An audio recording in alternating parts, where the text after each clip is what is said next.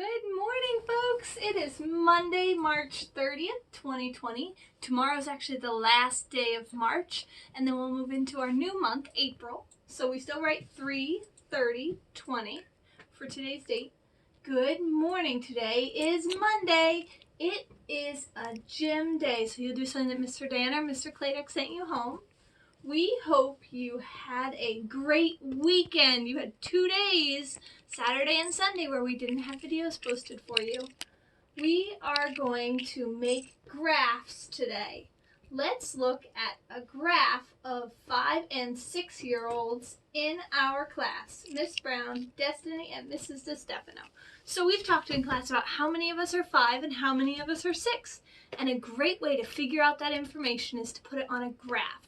Because a graph is an image or a picture or a type of way to organize information or facts so that we can learn something and get information from them. So let's look at our class. Turn this around on the chalk side. So we titled our graph, How Old is Our Class? And we have the options of 5 years old or 6 years old. And then I went through and I wrote down everyone's name so we can check. But first, before we even start looking, do you have a guess just looking at this? Who you think has the most, the 5-year-olds or the 6-year-olds? All right, keep that guess in your head. All right, so for 5, we have Josh Juan, CJ, Nathan, Anthony, Peyton, Ava, Ellie, Alicia, Brayson, Neela, Ariana, and Noah are all 5 years old.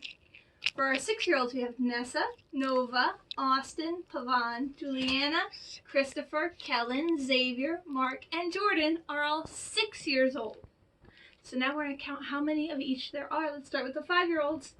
1, 2, 3, 4, 5, 6, 7, 8, 9, 10, 11, 12. You're correct. Very nice.